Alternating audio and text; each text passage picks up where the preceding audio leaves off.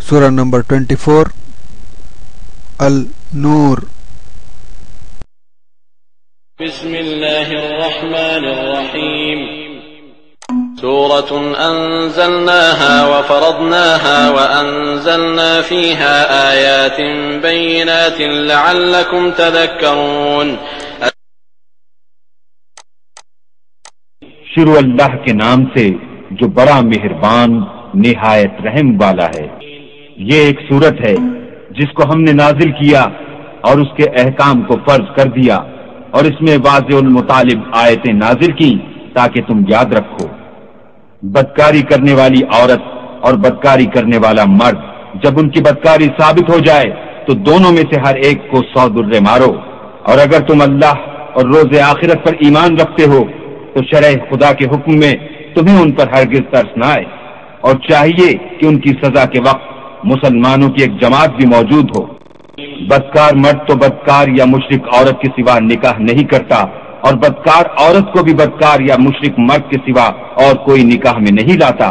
اور یہ یعنی بدکار عورت سے نکاح کرنا مومنوں پر حرام ہے۔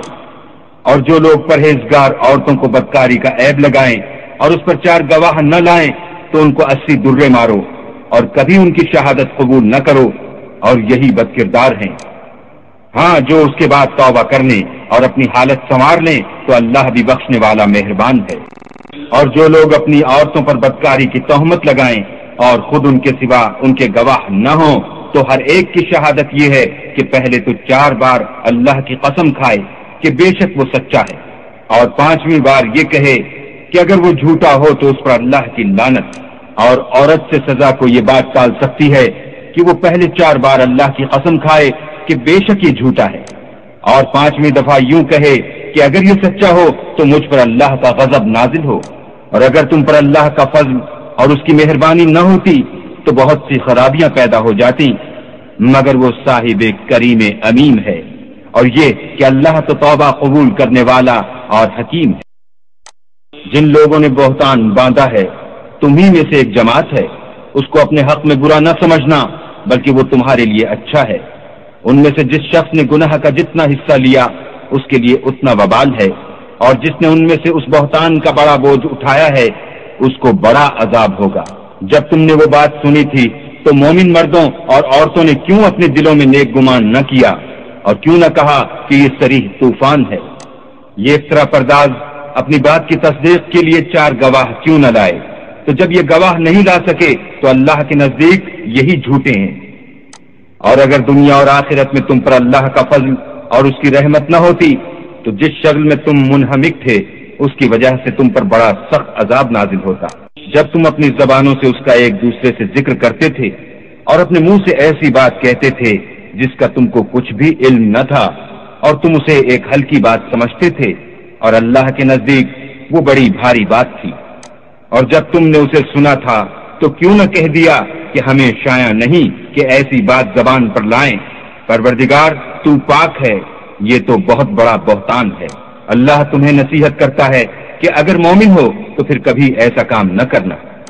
اور اللہ تمہارے سمجھانے کے لیے اپنی آیتیں کھول کھول کر بیان فرماتا ہے، اور اللہ جاننے والا اور حکمت والا ہے۔ جو لوگ اس بات کو پسند کرتے ہیں کہ مومنوں میں بے حیائی یعنی تہمت بدکاری کی خبر پھیلے، ان کو دنیا اور آخرت میں دکھ دینے والا عذاب ہوگا، اور اللہ جانتا ہے اور تم نہیں جانتے۔ اور اگر تم پر اللہ کا فضل اور اس کی رحمت نہ ہوتی تو کیا کچھ نہ ہوتا، مگر وہ کریم ہے، اور یہ کہ اللہ نہایت مہربان اور رحیم ہے۔ مومنوں، شیطان کے قدموں پر نہ چلنا، اور جو شخص شیطان کے قدموں پر چلے گا تو شیطان تو بے حیائی کی باتیں اور برے کام ہی بتائے گا۔ اور اگر تم پر اللہ کا فضل اور اس کی مہربانی نہ ہوتی تو ایک شخص بھی تم میں پاک نہ ہو سکتا، مگر اللہ جس کو چاہتا ہے پاک کر دیتا ہے، اور اللہ سننے والا اور جاننے والا ہے۔ اور جو لوگ تم میں صاحب فضل اور صاحب وسعت ہیں وہ اس بات کی قسم نہ کھائیں کہ رشتہ داروں اور محتاجوں اور وطن چھوڑ جانے والوں کو کچھ خرچ پات نہیں دیں گے۔ ان کو چاہیے کہ معاف کر دیں اور درگزر کریں۔ کیا تم پسند نہیں کرتے کہ اللہ تم کو بخش دے؟ اور اللہ تو بخشنے والا مہربان ہے۔ جو لوگ پرہیزگار اور برے کاموں سے بے خبر اور ایماندار عورتوں پر بدکاری کی تہمت لگاتے ہیں ان پر دنیا اور آخرت دونوں میں لعنت ہے اور ان کو سخت عذاب ہوگا، یعنی قیامت کے روز جس دن ان کی زبانیں اور ہاتھ اور پاؤں سب ان کے کاموں کی گواہی دیں گے۔ اس دن اللہ ان کو ان کے اعمال کا پورا پورا اور ٹھیک بدلہ دے گا، اور ان کو معلوم ہو جائے گا کہ اللہ برحق اور حق کو ظاہر کرنے والا ہے۔ ناپاک عورتیں ناپاک مردوں کے لیے ہیں، اور ناپاک مرد ناپاک عورتوں کے لیے، اور پاک عورتیں پاک مردوں کے لیے ہیں، اور پاک مرد پاک عورتوں کے لیے۔ یہ پاک لوگ ان بدگوئیوں کی باتوں سے بری ہیں، اور ان کے لیے بخشش اور نیک روح۔ مومنوں، اپنے گھروں کے سوا دوسرے لوگوں کے گھروں میں گھر والوں سے اجازت لیے اور ان کو سلام کیے بغیر داخل نہ ہوا کرو، یہ تمہارے حق میں بہتر ہے، اور ہم یہ نصیحت اس لیے کرتے ہیں کہ شاید تم یاد رکھو۔ اگر تم گھر میں کسی کو موجود نہ پاؤ تو جب تک تم کو اجازت نہ دی جائے اس میں مت داخل ہو، اور اگر یہ کہا جائے کہ اس وقت لوٹ جاؤ تو لوٹ جایا کرو، یہ تمہارے لیے بڑی پاکیزگی کی بات ہے، اور جو کام تم کرتے ہو اللہ سب جانتا ہے۔ ہاں، اگر تم کسی ایسے مکان میں جاؤ جس میں کوئی نہ بستا ہو اور اس میں تمہارا اسباب رکھا ہو تو تم پر کچھ گناہ نہیں، اور جو کچھ تم ظاہر کرتے ہو اور جو پوشیدہ کرتے ہو اللہ کو سب معلوم ہے۔ مومن مردوں سے کہہ دو کہ اپنی نظریں نیچی رکھا کریں اور اپنی شرمگاہوں کی حفاظت کیا کریں، یہ ان کے لیے بڑی پاکیزگی کی بات ہے، اور جو کام یہ کرتے ہیں اللہ ان سے خبردار ہے۔ اور مومن عورتوں سے بھی کہہ دو کہ وہ بھی اپنی نگاہیں نیچی رکھا کریں اور اپنی شرمگاہوں کی حفاظت کیا کریں، اور اپنی آرائش یعنی زیور کے مقامات کو ظاہر نہ ہونے دیا کریں مگر جو اس میں سے کھلا رہتا ہو، اور اپنے سینوں پر اوڑھنیاں اوڑھے رہا کریں، اور اپنے خامند اور باپ اور خسر اور بیٹوں اور خامد کے بیٹوں اور بھائیوں اور بھتیجوں اور بھانجوں اور اپنی ہی قسم کی عورتوں اور لونڈی غلاموں کے سوا نیز ان خدام کے جو عورتوں کی خواہش نہ رکھیں، یا ایسے لڑکوں کے جو عورتوں کے پردے کی چیزوں سے واقف نہ ہوں، غرض ان لوگوں کے سوا کسی پر اپنی زینت اور سنگار کے مقامات کو ظاہر نہ ہونے دیں، اور اپنے پاؤں ایسے طور سے زمین پر نہ ماریں کہ جھنکار کانوں میں پہنچے اور ان کا پوشیدہ زیور معلوم ہو جائے۔ اور مومنوں، سب اللہ کے آگے توبہ کرو تاکہ فلاح پاؤ، اور اپنی قوم کی بیوہ عورتوں کے نکاح کر دیا کرو، اور اپنے غلاموں اور لونڈیوں کے بھی جو نیک ہوں نکاح کر دیا کرو۔ اگر وہ مفلس ہوں گے تو اللہ ان کو اپنے فضل سے خوشحال کر دے گا، اور اللہ بہت وسعت والا اور سب کچھ جاننے والا ہے۔ اور جن کو بیاہ کا مقدور نہ ہو وہ پاک دامنی کو اختیار کیے رہیں یہاں تک کہ اللہ ان کو اپنے فضل سے غنی کر دے۔ اور جو غلام تم سے مکاتبت چاہیں اگر تم ان میں صلاحیت اور نیکی پاؤ تو ان سے مکاتبت کر لو، اور اللہ نے جو مال تم کو بخشا ہے اس میں سے ان کو بھی دو، اور اپنی لونڈیوں کو اگر وہ پاک دامن رہنا چاہیں تو بے شرمی سے دنیاوی زندگی کے فوائد حاصل کرنے کے لیے بدکاری پر مجبور نہ کرنا، اور جو ان کو مجبور کرے گا تو ان بیچاریوں کے مجبور کیے جانے کے بعد اللہ بخشنے والا مہربان ہے۔ اور ہم نے تمہاری طرف روشن آیتیں نازل کی ہیں، اور جو لوگ تم سے پہلے گزر چکے ہیں ان کی خبریں اور پرہیزگاروں کے لیے نصیحت۔ اللہ آسمانوں اور زمین کا نور ہے، اس کے نور کی مثال ایسی ہے کہ گویا ایک طاق ہے جس میں چراغ ہے، اور چراغ ایک قندیل میں ہے، اور قندیل ایسی صاف شفاف ہے کہ گویا موتی کا سا چمکتا ہوا تارا ہے۔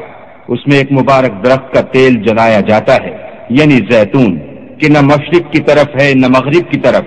ایسا معلوم ہوتا ہے کہ اس کا تیل خواہ آگ اسے نہ بھی چھوئے جلنے کو تیار ہے۔ بڑی روشنی پر روشنی ہو رہی ہے۔ اللہ اپنے نور سے جس کو چاہتا ہے سیدھی راہ دکھاتا ہے، اور اللہ جو مثالیں بیان فرماتا ہے تو لوگوں کے سمجھانے کے لیے، اور اللہ ہر چیز سے واقف ہے۔ وہ قندیل ان گھروں میں ہے جن کے بارے میں اللہ نے ارشاد فرمایا ہے کہ بلند کیے جائیں، اور وہاں اللہ کے نام کا ذکر کیا جائے، اور ان میں صبح شام اس کی تسبیح کرتے رہیں۔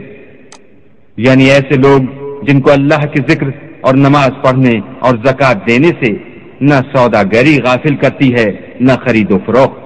وہ اس دن سے جب دل خوف اور گھبراہٹ کے سبب الٹ جائیں گے اور آنکھیں اوپر چڑھ جائیں گی ڈرتے ہیں، تاکہ اللہ ان کو ان کے عملوں کا بہت اچھا بدلہ دے اور اپنے فضل سے زیادہ بھی عطا کرے، اور اللہ جس کو چاہتا ہے بے شمار رزق دیتا ہے۔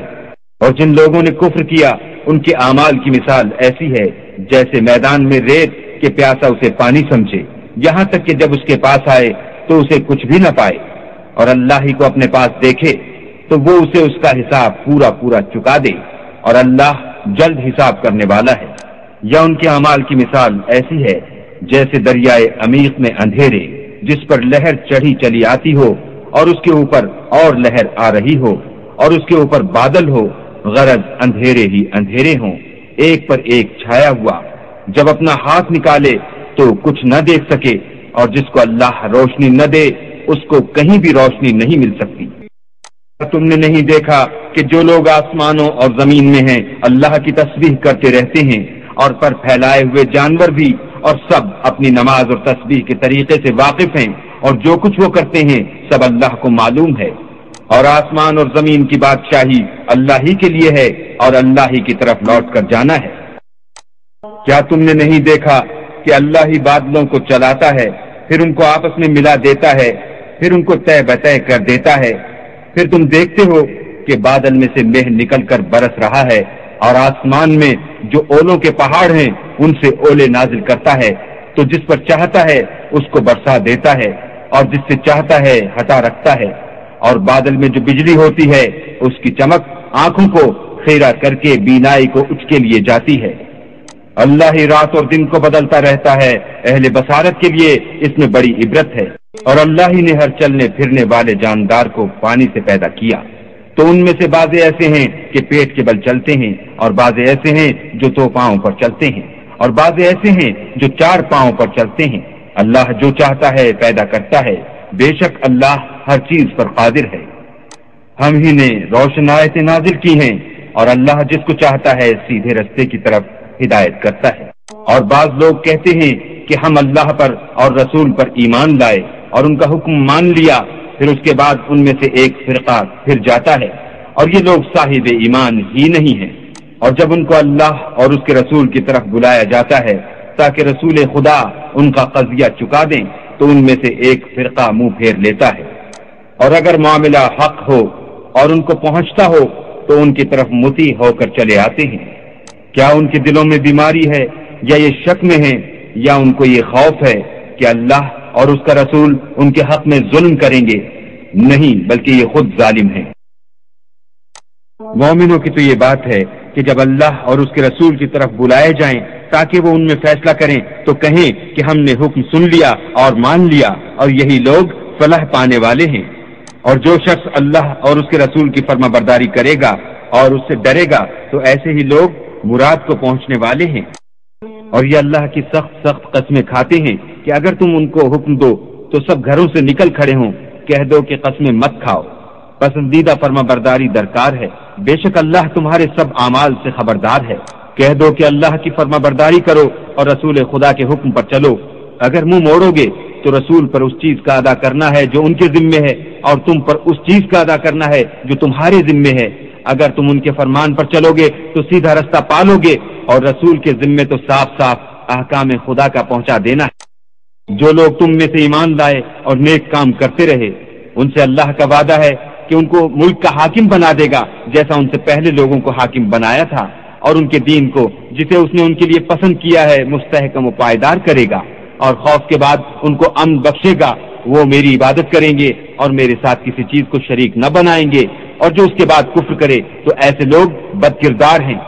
اور نماز پڑھتے رہو اور زکوٰۃ دیتے رہو اور پیغمبر خدا کے فرمان پر چلتے رہو تاکہ تم پر رحمت کی جائے، اور ایسا خیال نہ کرنا کہ کافر لوگ ہم کو زمین میں مغلوب کر دیں گے، یہ جا ہی کہاں سکتے ہیں، ان کا ٹھکانہ دوزخ ہے اور وہ بہت برا۔ مومنوں، تمہارے غلام، لونڈیاں اور جو بچے تم میں سے بلوغ کو نہیں پہنچے 3 دفعہ یعنی 3 اوقات میں تم سے اجازت لیا کریں، ایک تو صبح نماز سے پہلے، اور دوسرے گرمی کی دوپہر کو جب تم کپڑے اتار دیتے ہو، اور تیسرے عشاء کی نماز کے بعد۔ یہ 3 وقت تمہارے پردے کے ہیں، ان کے آگے پیچھے یعنی دوسرے وقتوں میں نہ تم پر کچھ گناہ ہے اور نہ ان پر کہ کام کاج کے لیے ایک دوسرے کے پاس آتے رہتے ہو۔ اس طرح اللہ اپنی آیتیں کھول کھول کر بیان فرماتا ہے، اور اللہ بڑا علم والا اور بڑا حکمت والا ہے۔ اور جب تمہارے لڑکے بالغ ہو جائیں تو ان کو بھی اس طرح اجازت لینی چاہیے جس طرح ان سے اگلے یعنی بڑے آدمی اجازت حاصل کرتے رہے ہیں، اس طرح اللہ تم سے اپنی آیتیں کھول کھول کر بیان فرماتا ہے، اور اللہ جاننے والا اور حکمت والا ہے۔ اور بڑی عمر کی عورتیں جن کو نکاح کی توقع نہیں رہی اور وہ کپڑے اتار کر سر ننگا کر لیا کریں تو ان پر کچھ گناہ نہیں، بشرطے کہ اپنی زینت کی چیزیں نہ ظاہر کریں، اور اگر اس سے بھی بچیں تو یہ ان کے حق میں بہتر ہے، اور اللہ سنتا جانتا ہے۔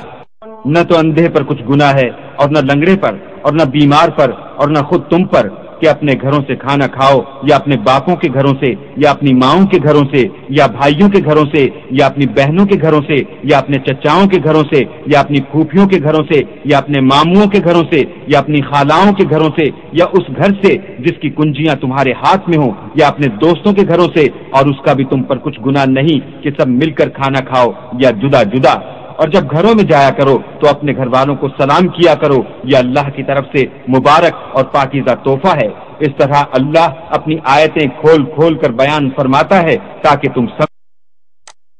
مومن تو وہ ہیں جو اللہ پر اور اس کے رسول پر ایمان لائے، اور جب کبھی ایسے کام کے لیے جو جمع ہو کر کرنے کا ہو پیغمبر خدا کے پاس جمع ہوں تو ان سے اجازت لیے بغیر چلے نہیں جاتے۔ اے پیغمبر، جو لوگ تم سے اجازت حاصل کرتے ہیں وہی اللہ پر اور اس کے رسول پر ایمان رکھتے ہیں۔ سو جب یہ لوگ تم سے کسی کام کے لیے اجازت مانگا کریں تو ان میں سے جسے چاہا کرو اجازت دے دیا کرو، اور ان کے لیے اللہ سے بخشش مانگا کرو، کچھ شک نہیں کہ اللہ بخشنے والا مہربان ہے۔ مومنوں، پیغمبر کے بلانے کو ایسا خیال نہ کرنا جیسا تم آپس میں ایک دوسرے کو بلاتے ہو، بے شک اللہ کو وہ لوگ معلوم ہیں جو تم میں سے آنکھ بچا کر چل دیتے ہیں۔ تو جو لوگ ان کے حکم کی مخالفت کرتے ہیں ان کو ڈرنا چاہیے کہ ایسا نہ ہو کہ ان پر کوئی آفت پڑ جائے یا تکلیف دینے والا عذاب نازل ہو۔ دیکھو، جو کچھ آسمانوں اور زمین میں ہے سب اللہ ہی کا ہے، جس طریق پر تم ہو وہ اسے جانتا ہے، اور جس روز لوگ اس کی طرف لوٹائے جائیں گے تو جو عمل وہ کرتے رہے وہ ان کو بتا دے گا، اور اللہ ہر چیز سے واقف ہے۔